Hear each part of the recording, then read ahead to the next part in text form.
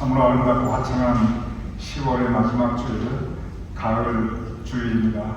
이 한 주도 하나님의 은혜가 이 화사한 햇살처럼 우리 교우님들 각 가정 위에 풍성히 임하심을 먼저 축원드립니다. 우리 다 같이 나셔서 마음 모두 국도하심으로써 10월 마지막 주일 대회에 하나님께 함께 올려드리겠습니다.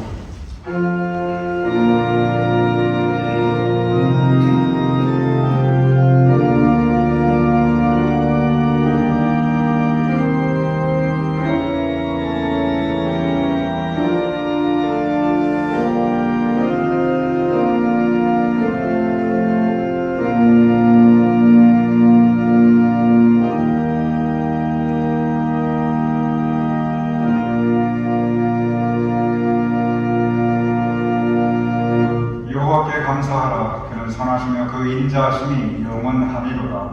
아버지 하나님, 하나님의 선하심과 인자하심에 의지하여 우리가 살아가옵나이다.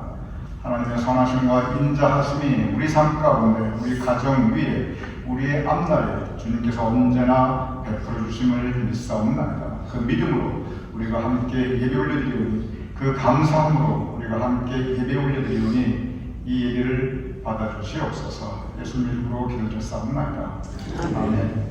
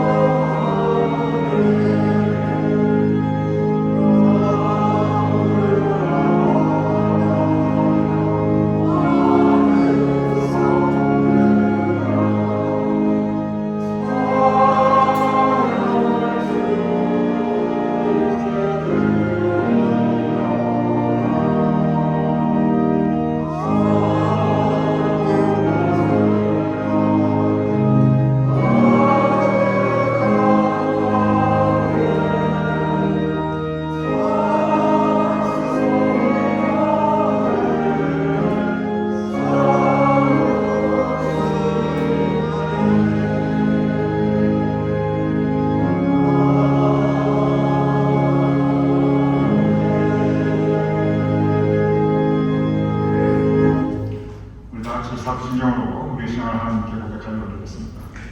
전능하사 천지를 만드신 하나님 아버지를 믿사오며 그 아들 우리 주 예수 그리스도를 믿사오니 이는 성령을 잉태하사 동정녀 마리아에게 나시고 본디오 빌라도에게 고난을 받으사 십자가에 못 박혀 죽으시고 장사한 지 4일 만에 죽은 데 가운데서 다시 살아나시며 하늘에오사 전능하신 하나님 우편에 앉아 계시다가 저희로서 산소와 죽은 자를 심판하러 오시리라.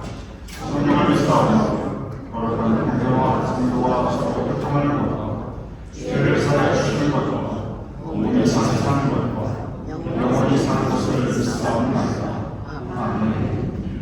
전해내 주시기 바랍니다. 할렐루야.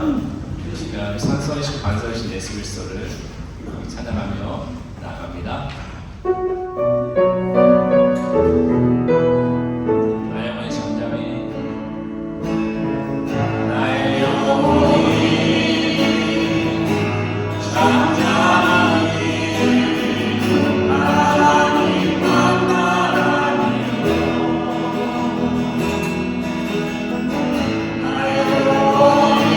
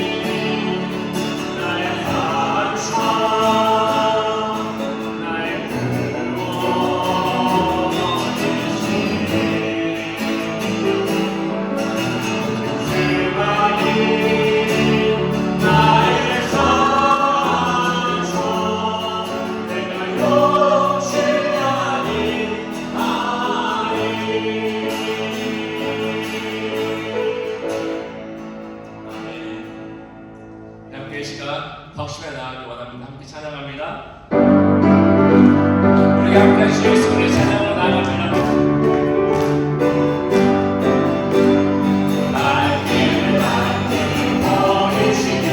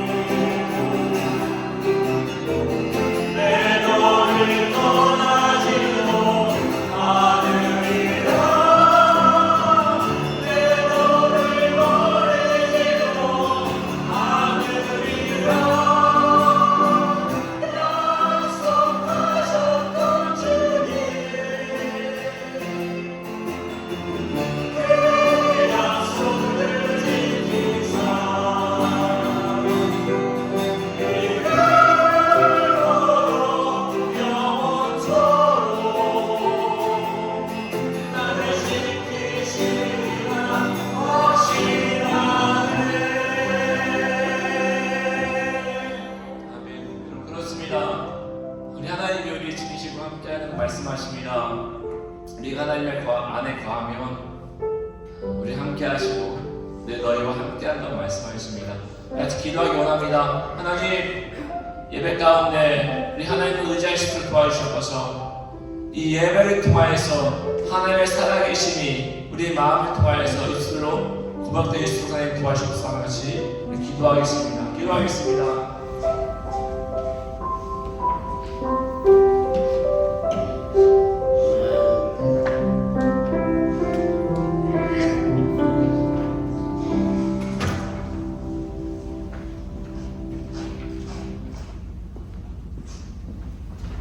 우리 가운데 역사하시는 능력대로 우리의 생각과 더욱 넘치게 능하시는 좋으신 아버지 하나님, 은혜와 사랑이 감사하고 감사합니다. 이 거룩한 주일 아침 주님께서 택하고 사랑하신 주님의 본속들이 이렇게 뉴저지 제1감리교회 성전에 모여 예배드리게 하시니 감사합니다.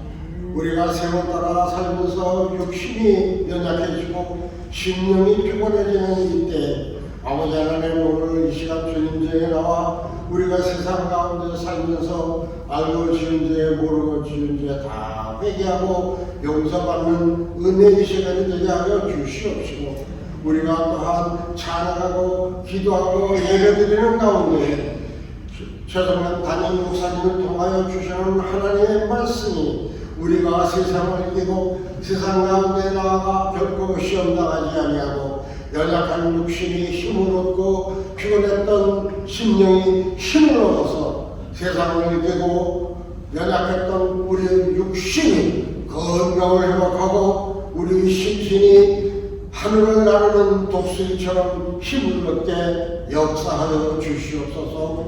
오늘 이 예배를 통하여 저희들이 다시 한번 하나님 앞에 감사하고 우리가 세상을 이길 수 있는 힘과 능력을 얻을 것을 믿고 감사합니다.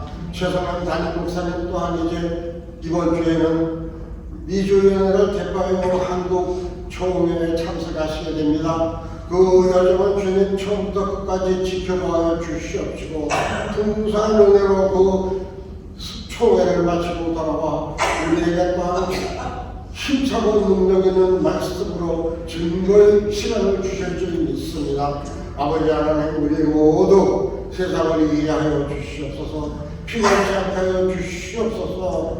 아버지 하나님, 우리가 이 세상 하루하루 생각하는 세월로 연약해집니다. 우리가 세상을 보지 아니하고 하늘나라를 바라볼 때에 우리가 새롭게 힘을 얻고 힘차게 세상을 이기는 삶을 살아갈 줄 믿습니다. 아버지 하나님, 무엇보다 지금 온 세상이 너무나도 시끄럽습니다. 전쟁이 이곳저곳에서 일어나고 또한 특별히 우리가 떠나왔던 우리 조국 대한민국 주요 정치적으로 그리고 경제적으로 힘든 과정이 있다는 소식을 듣고 있습니다.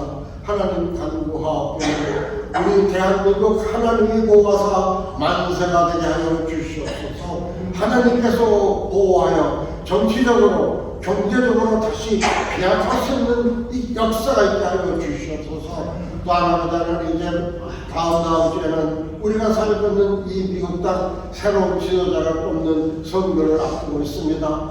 간구하옵고는 갓브레스 아메리카, 하나님께서 축복하신 이 미국 땅 하나님을 섬기고 하나님을 드려하고 하나님 말씀 따라가는 정치 지도자를 세워 주셔서 이 미국이 이 세계의 주도적인 하나님을 권능을 세우는 나라로 계속 살아갈 수 있도록 역사하여 주시옵소서. 우리의 삶이 이곳에 있고 우리의 마음이 우리 조국 대한민국에 있습니다. 대한민국 그리고 이 USA 아메리카 주요 축복을 더하여 주시옵소서.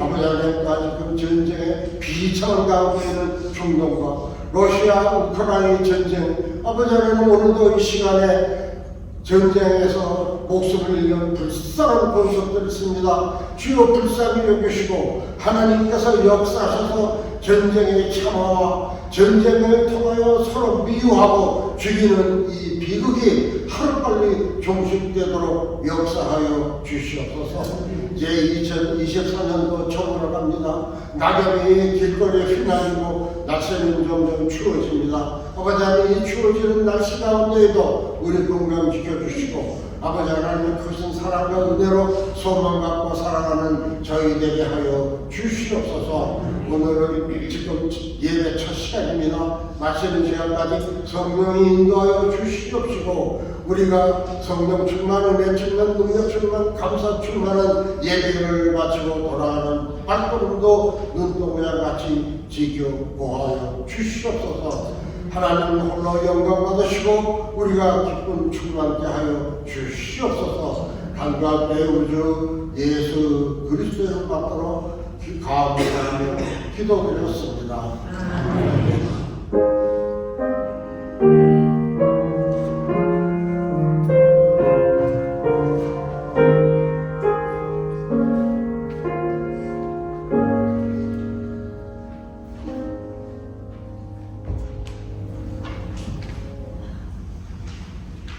오늘 성경 말씀은 에스라 1장 1절에서 7절 말씀입니다. 바사 왕 고레스 원년에 여호와께서 예레미야의 입을 통하여 하신 말씀을 이루게 하시려고 바사 왕 고레스의 마음을 감동시키심에 그가 온 나라에 공포도 하고 조서도 내려 이르되 바사 왕 고레스는 말하노니 하늘의 하나님 여호와께서 세상 모든 나라를 내게 주셨고 나에게 명령하사 유다 예루살렘의 성전을 건축하라 하셨나니 이스라엘의 하나님은 참 신이시라. 너희 중에 그의 백성된 자는 다 유다 예루살렘으로 올라가서 이스라엘의 하나님 여호와의 성전을 건축하라. 그는 예루살렘에 계신 하나님이시라. 그 남아있는 백성이 어느 곳에 머물러 살든지 그곳 사람들이 마땅히 은과 금과 그 밖에 물건과 짐승으로 도와주고 그 외에도 예루살렘에 세울 하나님의 성전을 위하여 예물을 기쁘게 드릴지니라 하였더라. 이에 유다와 베냐민 족장들과 제사장들과 레위 사람들과 그 마음이 하나님께 감동을 받고 올라가서 예루살렘에 여호와의 성전을 건축하고자 하는 자가 다 일어나니 그 사는 사람들이 은그릇과 금과 물품들과 짐승과 보물로 돕고 그 외에도 예물을 기쁘게 드렸더라. 고레스 왕이 또 여호와의 성전 그릇을 꺼내니 옛적에 느부갓네살이 예루살렘에서 옮겨다가 자기 신들의 신당에 두었던 것이라. 살아계신 하나님 말씀입니다. 아멘.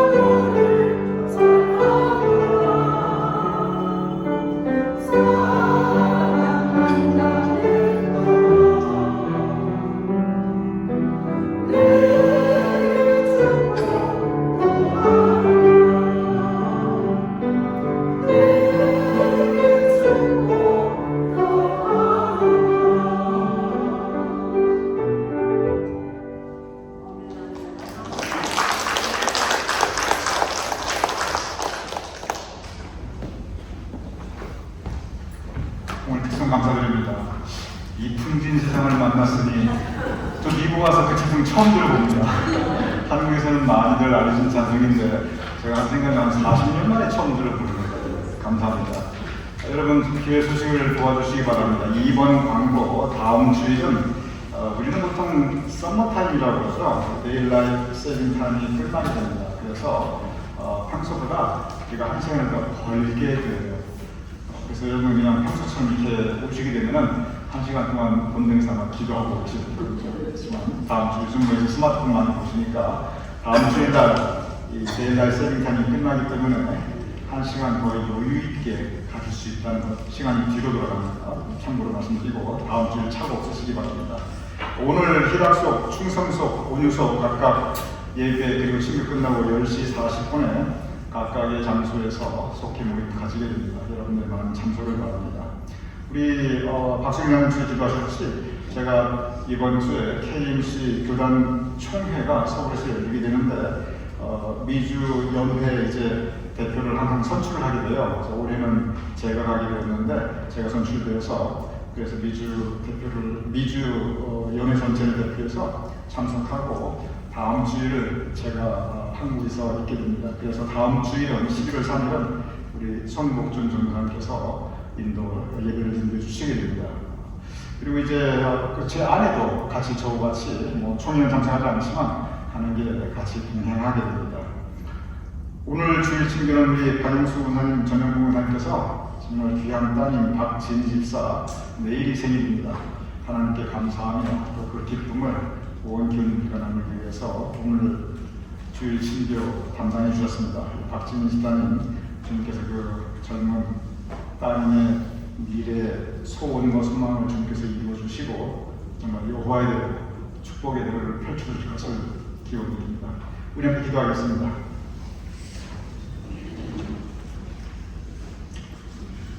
아버지 하나님, 이 화창한 10월의 마지막 주일에 우리의 발걸음을 주님의 전으로 인도하심을 감사하옵나이다. 우리 평생의 모든 매일 발걸음을 주님께서 선히 인도하여 주시옵소서. 그리고 우리 평생의 모든 날들이 매일매일이 이렇게 아름다운 화산 햇살 같은 주님의 아름다운 은총이, 주님의 풍성한 사랑이 우리 삶 위에, 우리 온 가족 위에 풍성히 내려 비추어 주시옵소서. 오늘 속회 은혜 가운데 진행되게 하여 주시옵시며 교회 안에 작은 교회인 속회를 통해서 믿음과 말씀과 친교의 나눔이 있을 수 있도록 중보기도 함께 올려드릴 수 있도록 각 속회를 주님께서 붙잡아 주시옵소서. 아버지 하나님을 함께 감사하옵는 것은 주님께 사랑하는 귀한 따님 박진 집사 이제 내일 생일을 맞이하며 부모님 되시는 박영수 권사님, 전영국 권사님 그 모든 은총을 하나님께 감사하며 그 기쁨을 우리 모두와 나누기 위하여 오늘 점심 친교 담당하시옵나이다. 아버지 하나님, 하늘 문을 여시어서 우리 전영국 권사님 가정에 주님의 은총을 더하여 주시옵소서. 사랑하는 딸을 위하여 간절히 올려드리는 그 부모의 기도를 주님께서 응답하여 주시옵소서.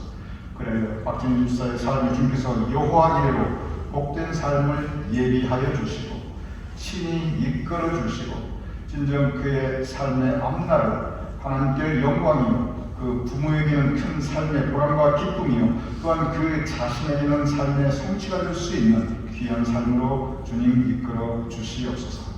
우리가 함께 말씀 나누옵나이다. 말씀 가운데 성령님께서 우리의 마음 가운데 좌정하여 주시어 온전히 하나님께서 우리에게 기뻐하시는 은혜를 함께 나눌 수 있도록 말씀의 교훈을 함께 나눌 수 있도록 주님 도와주시옵소서.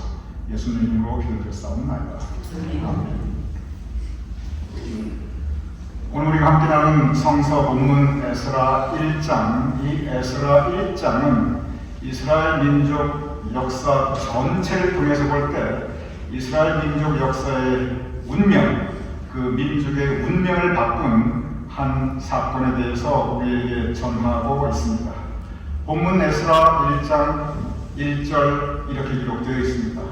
바사왕 고레스 원년에 여호와께서 예레미야의 입을 통하여 하신 말씀을 이루게 하시려고 바사왕 고레스의 마음을 감동시키심에 그가 온 나라에 공포도 하고 조서도 내려 이르되. 이 대목을 일으켜 우리는 바사왕 고레스의 조서라고 우리는 명명했습니다. 그래서 성서신학자뿐만 아니라 우리가 보통 바사왕 고레스의 조서 이렇게 성경 공부를 하신 분들은 이 단어를 기억하실 것입니다. 바사왕 고레스가 조서를 내렸다는 뜻입니다. 그러면 그 조서의 내용이 무엇인가? 에스라 1장 3절에 그 구체적인 조서의 내용이 기록되어 있습니다. 이렇게 기록되어 있습니다. 에스라 1장 3절. 이스라엘 하나님은 참 신이시다. 그리고 조서의 내용입니다.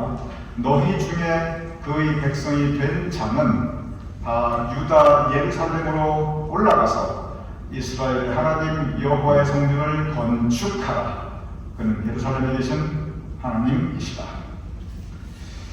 이 말씀을 그냥 읽으면 이제 바사왕 고레스가 조서를 내렸다. 그러니까 바사왕 고레스의 조서라고 하는 건 이해를 하겠는데 이게 왜 그렇게 이스라엘 민족의 운명을 바꾼 중요한 사건인지 언뜻 쉽게 마음에 와닿지가 않습니다. 오히려 이게 무슨 뜻인지 이해도 잘 되지 않을 수가 있습니다. 이 말씀을 이해하기 위해서는 그 배경을 조금 아는 것이 필요합니다. 그래서 오늘 이 에스라 1장의 배경에 대해서 잠시 말씀드리도록 하겠습니다. 이스라엘 민족 역사를 보면 다윗의 아들 솔로몬 왕이 죽고 나서 나라가 남북으로 분단되게 됩니다. 지금까지 같은 민족, 같은 역사, 같은 문화, 같은 믿음, 그리고 같은 언어를 가지고 오랫동안 한 나라, 한 민족으로 살아왔던 이스라엘 민족이 이제 북쪽 나라, 그리고 남쪽 나라로 딱 갈라지게 됩니다. 그냥 갈라져 사는 게 아니에요. 그냥 서로 으르렁거리면서 아주 적대적인 관계로 서로 싸우기도 하면서 그렇게 살아갑니다. 꼭 우리나라 역사하고 아주 비슷합니다. 해방 끝나고 남쪽 나라, 북쪽 나라로 나뉘어져서 그 이후 지금까지 서로 으르렁거리며 적대적인 관계로 싸우면서 살아가고 있습니다. 이렇게 이 두 나라로 갈라진 이스라엘, 북쪽 나라를 가리켜 우리는 북이스라엘이라고 합니다. 북쪽에 있는 이스라엘의 뜻입니다. 그리고 남쪽 나라는 남유다라고 합니다. 그거 굳이 남이스라엘 이렇게 해도 괜찮을 텐데 그냥 그쪽에 이 유다 지파가 크니까 남유다라고 그렇게 명칭을 붙이고 있습니다. 북쪽 나라 북이스라엘은 아수르에게 멸망당합니다. 성경에 보면은 아수르가 북이스라엘을 멸망하는 그 장면을 상세하게 기록하고 있습니다. 아수르는 여러분께서 세계사 공부하실 때 익히 들어오신 바로 그 아시리아 제국입니다. 그로부터 불과 136년 후에 남쪽 나라 남유다는 바벨론에게 멸망당하게 됩니다. 바벨론은 또한 여러분께서 잘 세계사에서 배우셨던 바벨로니아 제국입니다. 성경에 아수르와 바벨론 많이 나타납니다. 그런데 성경뿐 아니라 이 세계 고대사에 있어서 이 메소포타미아 문명에 있어서 너무나 중요한 부분의 역사가 바로 이 아수르와 바벨론입니다. 그럼 이 아수르와 바벨론이 지금으로 말하면 어디인가? 정확하게 지금의 이라크입니다. 그래서 아수르, 바벨론 모두 그 민족이 지금까지 이라크로 이어지는 그 사람들이고 따라서 북이스라엘과 남유다를 멸망시킨 나라, 즉 구약 성경에 이스라엘 민족 전체를 멸망시킨 나라는 바로 지금의 이라크, 아수르와 바벨론인 것입니다. 그런데 그 후에 어떻게 이 이스라엘 민족의 역사가 진행됐나를 가만히 보면 아수르는 북이스라엘을 멸망시킨 이후에 아예 민족 동화 정책을 씁니다.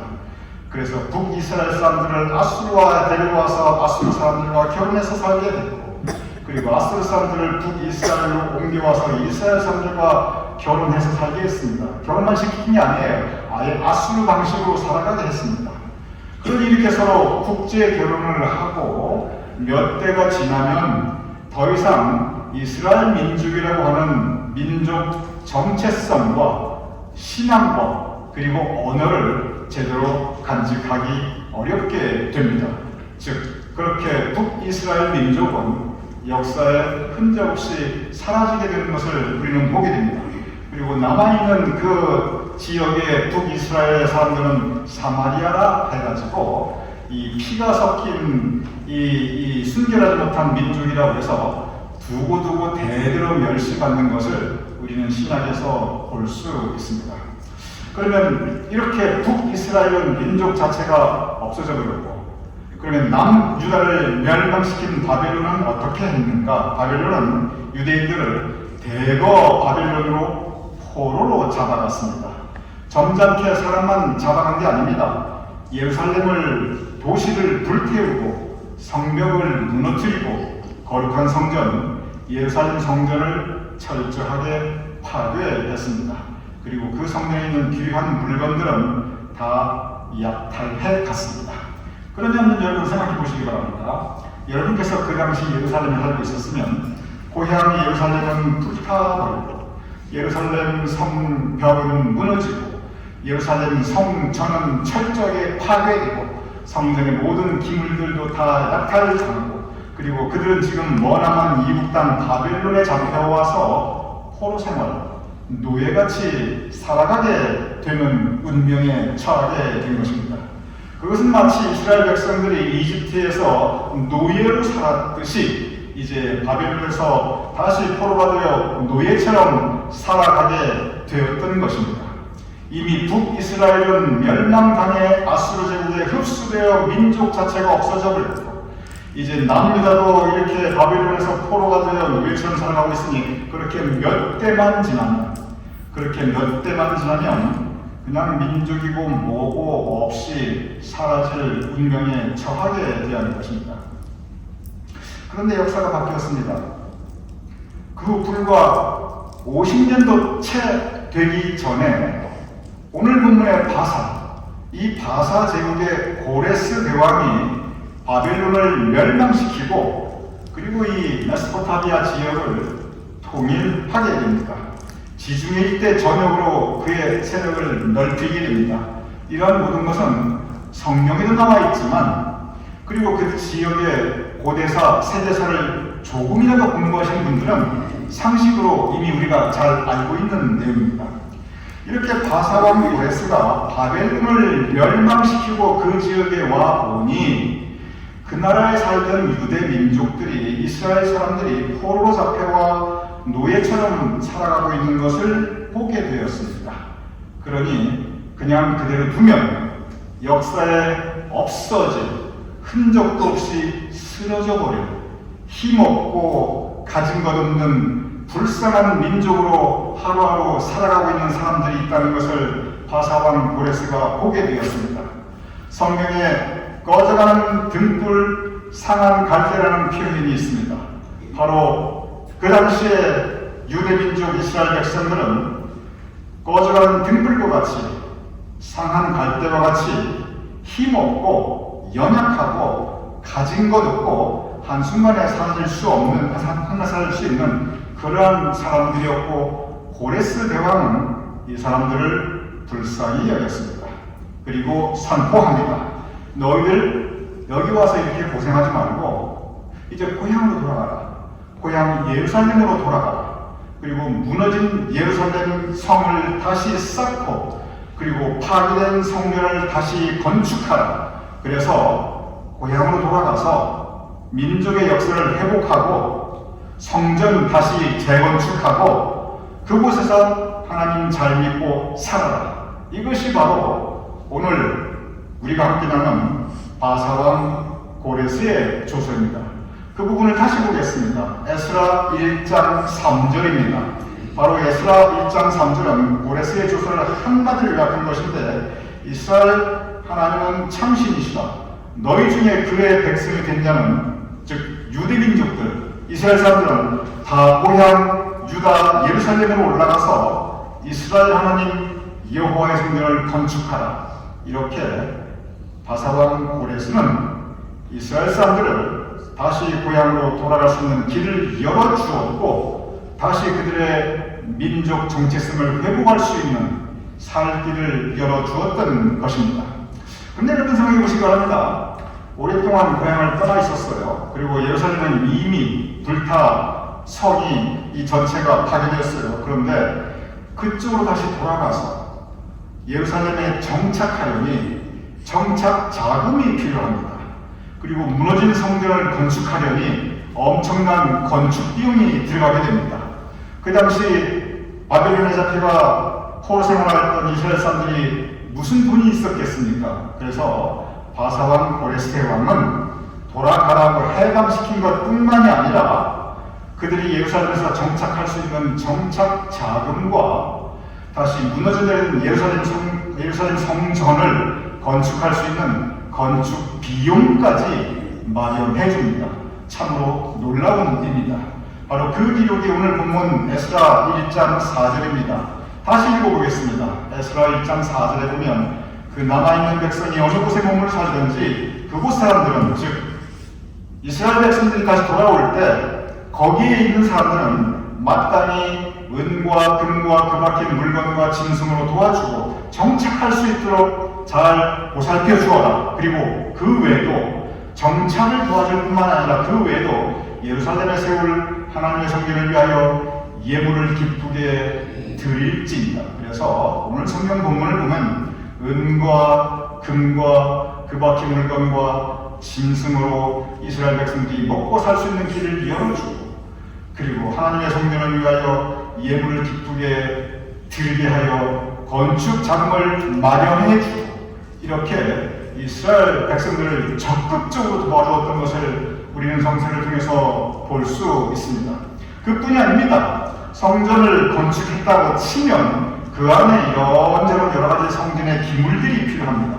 그래서 바사왕 골에서는 성전 이후에 예배가 드려질 수 있도록 성전에 필요한 많은 물건들까지 다시 마련해 줍니다. 오늘 본문 에스라 1장 7절은 바로 그 장면을 이렇게 전하고 있습니다. 고레스 왕이 또 여호와의 성전 그릇을 꺼내니 옛적에 느부갓네살이 예루살렘에서 옮겨다가 자기 신들의 신당에 두었던 것이다. 느부갓네살은 바벨론의 왕이었습니다. 그가 예루살렘 성전을 약탈하면서 그 성전 안에 있던 좋은 물건들을 다 가지고 왔습니다.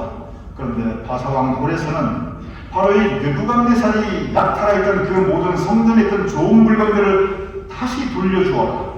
그래서 그 모든 물건들을 다시 다 이스라엘 백성에게 다 돌려줍니다.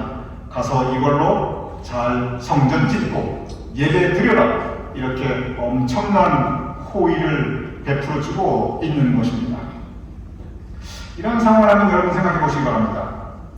만약에 여러분들께서 그 당시 유대인, 이스라엘 백성들이라면 이렇게 적극적으로 도와주고 있는 바사왕 고레스에 대해서 어떻게 생각하였을까요? 바사왕 고레스가 마음만 먹으면 이거 포로 백성들 다 필요 없다, 다 죽여라. 그럴 수 있습니다. 역사에 그런 장면 많습니다. 이거 어차피 노예니까 완전히 노예처럼 부려먹어라. 그럴 수 있습니다. 역사에 그런 장면 흔하고 흔합니다. 그런데 이렇게 다시 고향으로 돌려보내주고 정착자금 되어주고 건축비용 되어주고 성전의 기물까지 다 마련해 주었다. 세계 역사에 이런 경우 거의 없습니다. 그러니 이스라엘 백성 입장에서 보면 죽을 목숨 살려준 생명의 은인인데 그 위에 먹고 살게 해주고 성전 지어주고 그리고 약탈당한 성전의 그 물건까지 다시 다 돌려주었으니 세상에 이렇게 고마울 때가 또 어디에 있겠습니까? 그래서 그 당시 이스라엘 백성들은 그리고 그 이후에도 이 바사왕 고레스에 대해서 생명의 은인으로 생각하면서 계속 그는 진정 이스라엘을 위한 하나님의 손길이다 라고 고백하고 있습니다. 그래서 성경에 보면은 그리고 이스라엘 역사가들은 이 바사왕 고레스에서 뭐라고 표현하냐면 하나님의 사람, 그가 비록 이방인이지만 그는 진정 하나님의 사람이다 라고 명칭하게 됩니다. 이스라엘 민족과 바사 왕에 대한 이야기는 그것이 끝이 아닙니다. 그것이 시작입니다. 성경에 보면 그 이후에 바사 제국의 왕들이 계속해서 대를 이어서 이스라엘에게 얼마나 많은 은혜를 베풀어 주었는가 계속 소상하게 기록하고 있습니다. 고레스 왕이 이스라엘 민족을 예루살렘으로 옮겨갈 수 있도록 해방시켜주고 정착자금 되어주고 성전 건축 비용 되어주고 기물까지 다 마련해 주었는데, 그런데 가만히 보니까 이 예루살렘 성이 다 무너져 내리는 거예요. 저렇게 가만히 놔두면 또 언제 누구에게 공격받을지 모르겠는 거예요. 그래가지고 또 다른 왕인 바사왕 아닥사스다는 예루살렘 무너진 성을 다시 쌓을 수 있도록 느헤미야를 파견합니다. 그래서 그 성전뿐 아니고 성을 다시 쌓을 수 있도록 건축 자금을 대어줍니다. 그래서 거기에서 보호받고 살 수 있도록 무너진 성벽을 다시 재건하여 줍니다. 여러분께서 에스더에 대해서 잘 알고 있습니다. 에스더가 결혼한 왕이 아하수에로 왕인데, 이 아하수에로 왕이 누구냐면 바로 바사의 왕이었습니다. 그런데 이 바사 왕 아하수에로는 그 당시에 하만의 계략으로 다 몰살당할 뻔하였던 유대 민족을 살려줍니다. 즉 전 유대 민족들이 다 지구상에서 없어질 뻔했는데, 그런데 바사왕 아하수에로가, 유대인 에스더와 결혼한 바로 그 아하수에로가 그 유대 민족을 살려줍니다. 에스더 전체가 바로 이것을 증거하고 있습니다.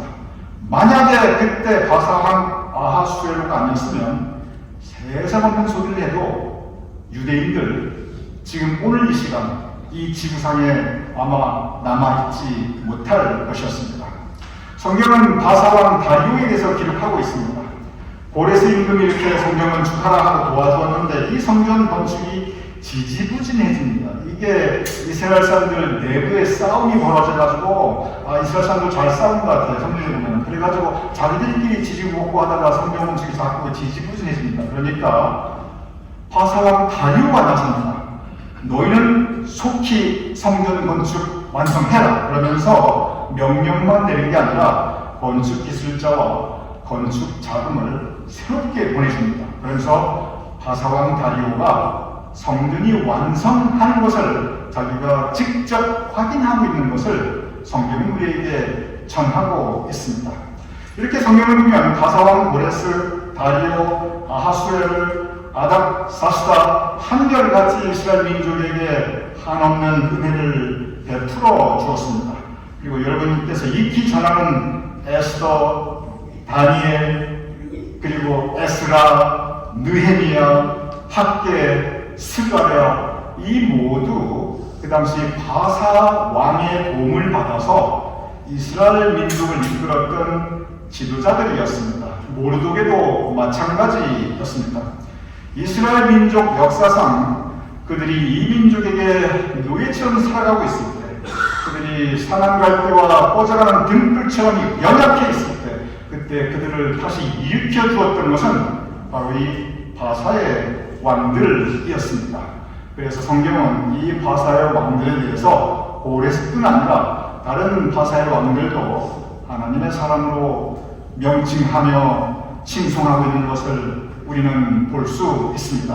그래서 성경 전체에 보면 바사와 이스라엘 민족 너무 좋은 관계였고 은혜를 주고 은혜를 입는 관계였습니다. 그럼 지금의 바사가 지금은 어디인가? 바사는 페르시아라고 하는 이 단어를 이 한문을 쓰고 다시 한글로 음역한 것입니다.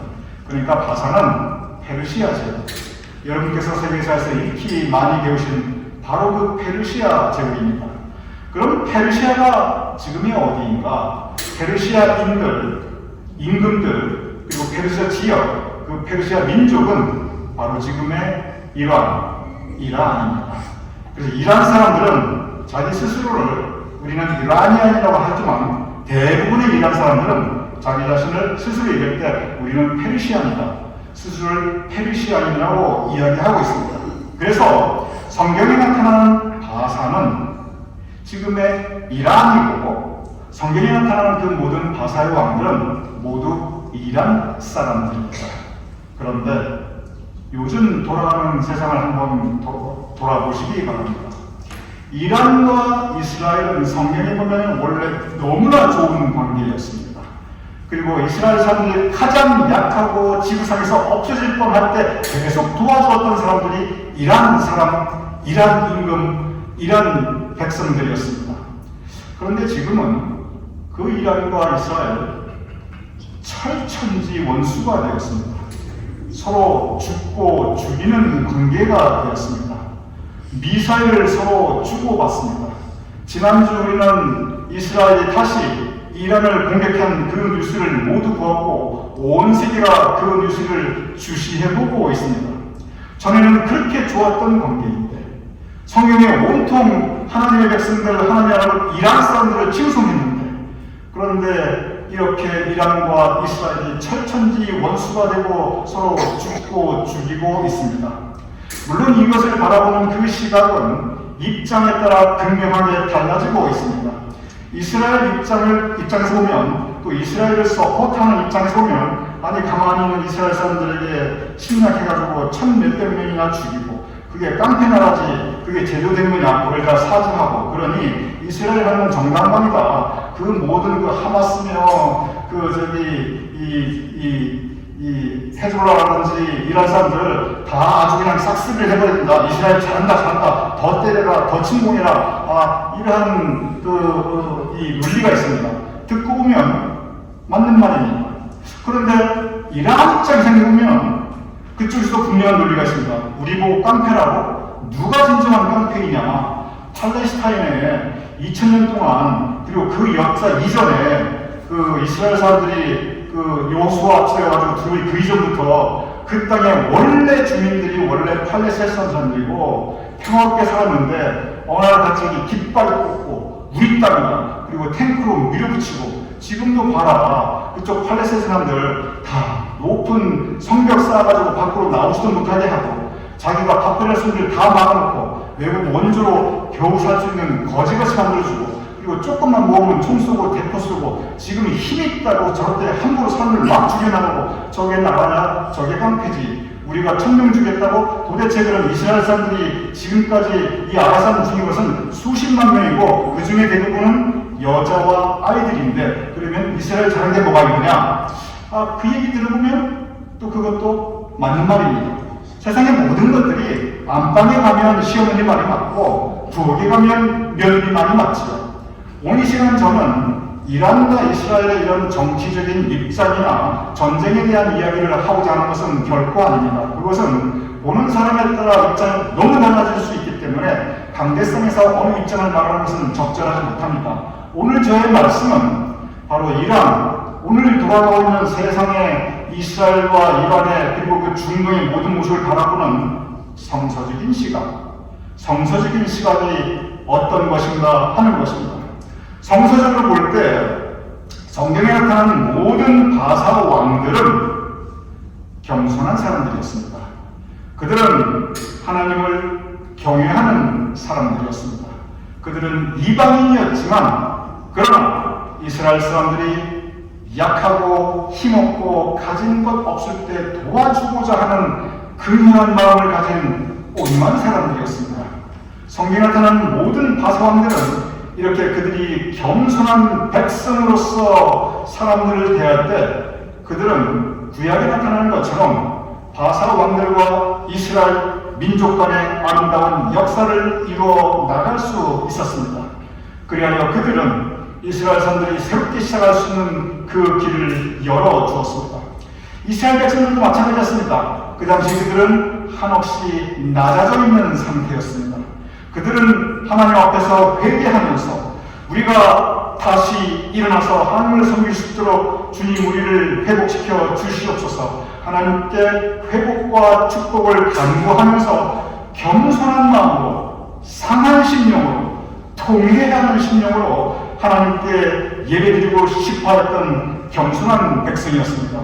이렇게 겸손한 백성이었던 바사의 왕들과 또한 겸손한 사람들이었던 이스라엘 사람들이 만날 때 그곳에 하나님께서 새로운 역사를 펼쳐 주셨습니다. 미국의 역사를 보면 우리가 흔히 미국의 역사는 매사추세츠 플리머스에 정착한 청교도로부터 시작했다라고 알고 있고 역사가 그렇게 기록되고 있고 또 지금도 이 미국의 모든 정치가들과 미국 사람들은 그렇게 고백하고 있습니다. 그런데 실제로 역사를 보면 매사추세츠 플리머스에 이 미국 사람들이 맨 처음 정착해서 이 나라를 세워나가는 것이 아니고 사실은 버지니아의 제임스타운에 먼저 도착하고 그곳에 먼저 생활을 시작했습니다. 그런데 버지니아의 제임스타운과 매사추세츠의 플리머스는 엄청나게 다른 차이가 있습니다. 버지니아의 제임스타운에 먼저 왔고 먼저 정착하였고 먼저 그들의 도시를 건설하였는데 거기에 왔던 사람들은 한결같이 돈을 찾아온 상인들, 권력을 찾아온 군인들, 그리고 새롭게 살고 싶어하는 그러한 그 의욕을 가진 사람들, 상인과 정치인과 군인들이 주로 그곳에서 정착하였습니다. 그런데 매사추세츠 플리머스는 그들은 힘없고 돈 없고 가진 것 없는 너무나 연약하였던 꺼져가는 등불 갖고 사는 갈대와도 같던 그러나 신앙의 자유. 우리 한번 다시 한번 하나님 잘 믿어보고 살고 싶다. 우리가 이렇게 지금 힘없고 가진 것 없고 핍박받고 살고 있는데 우리가 새로운 땅에서 신앙의 자유를 가지고 하나님 성님에 살아가고 싶다고 신앙의 고백을 하였던 청교도들, 그들이 바로 매사추세츠 플리머스에 정착하였습니다. 청교도가 누구였습니까? 그들은 너무나 연약한 사람들이었지만 그들은 겸손한 사람들이었습니다. 하나님께서는 겸손한 백성들이었던 청교도들을 들어 쓰셨습니다. 그리고 그들로 하여금 미국의 역사를 새롭게 시작하게 하였습니다. 그리고 제임스타운은 부와 명예와 권력을 가지고 쫓아왔던 그쪽 제임스타운 사람들은 그 이후의 역사가 그다지 아름답지 못한 것을 우리는 미국의 초기 역사를 통해서 알 수 있습니다. 성서의 역사를 통해서 볼 때, 그리고 세계 역사를 통해서 볼 때 하나님께서는 겸손한 사람들, 겸손한 백성들을 들어 쓰시고 있는 것을 우리는 똑똑히 볼 수가 있습니다. 저는 개인적으로 기도합니다. 그리고 저는 하나님께 그 기도를 간곡히 올려드립니다. 주님, 이러하니 다시 겸손한 백성이 되게 하여 주시옵소서. 성경의 바사처럼 다시 그렇게 겸손한 백성이 되게 하여 주시옵소서. 이스라엘이 다시 겸손한 백성이 되게 하여 주시옵소서. 한때 그렇게 약해서 하나님 밖에는 의지할 것 없이 겸손한 마음으로 살아갔던 그 이스라엘의 그 마음을 다시 회복할 수 있게 도와주시옵소서. 그리고 이 미국이 오늘 박수영 장로님께서 계속 기도하셨지만 이제 이 미국의 정치인들이 하나님 앞에 바로설 수 있는 겸손한 백성이 되게 하여 주시옵소서.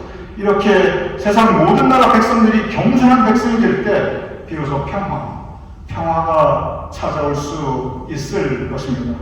겸손한 백성은 우리 개인의 삶에도 마찬가지입니다. 우리는 하나님 앞에 겸손한 백성이 되어야 합니다. 그리고 우리는 서로 겸손한 백성으로서 대해야 됩니다. 이 겸손을 잃어버릴 때 세상은 전쟁의 포화로 미움과 복수가 악순환되는 역사로, 그리고 개인과 개인이 서로 다투고 원망과 적대심으로 계속 행복하지 못한 삶을 이어가는 그러한 역사가 일어나고 있는 것을 우리는 볼 수 있습니다. 이 시간 겸손한 백성으로 이 세상 하나님 백성들이 하나님 앞에 낮아질 수 있도록 우리는 기도하고, 그리고 우리 자신이 겸손한 백성으로 살아갈 수 있도록 우리 자신을 새롭게 해야 할 때일 것입니다. 겸손한 백성으로 살아갈 수 있는 우리 모두가 될 수 있기로, 그리고 모든 하나님의 나라를 겸손한 백성으로 세계가 다시 세워질 수 있도록 기도하는 우리 모두가 될 수 있기를 주님의 이름으로 축원합니다. 이렇게 기도하겠습니다. 아버지 하나님, 진정 겸손한 백성이 될 수 있도록 도와주시옵소서. 이란과 이스라엘이 성서의 역사처럼 서로 겸손하여 서로 도우며 서로 긍휼을 이루며 그리고 서로 은혜를 베푸는 관계가 될 수 있도록 회복하여 주시옵소서. 우리 믿는 사람 개인의 삶이 하나님의 겸손한 백성으로 살아갈 수 있도록 우리의 심령을 주장하여 주시옵소서. 예수님 이름으로 기도드렸사옵나이다. 아멘. 함께 일어나셔서 교회 찬송 249장 함께 찬양하시겠습니다.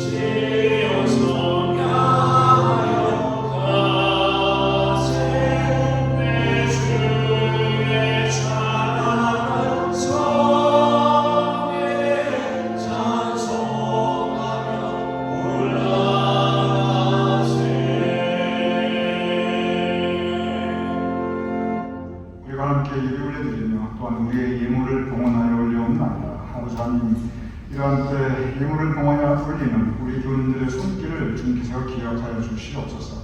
우리 교인들의 심령에 주님께서 허락하시는 은혜가 가득하게 하시고 우리 교인들의 가정에 날로 기쁨과 감사의 제목들이 그 지경을 확대하게 하시고 우리 교인들의 사업장과 그리고 일터에 하나님께서 허락하시는 풍성한 열매가 더욱더 아름답게 결실할 수 있도록 복내려 주시옵소서.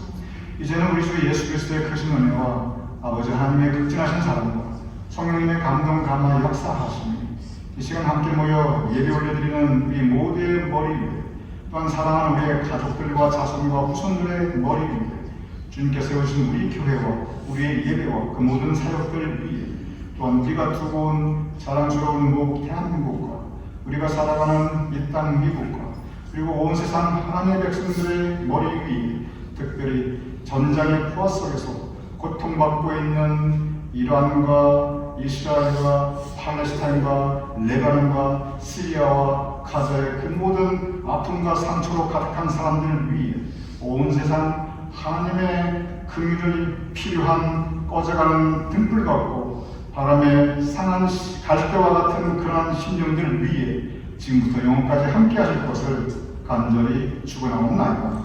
아멘.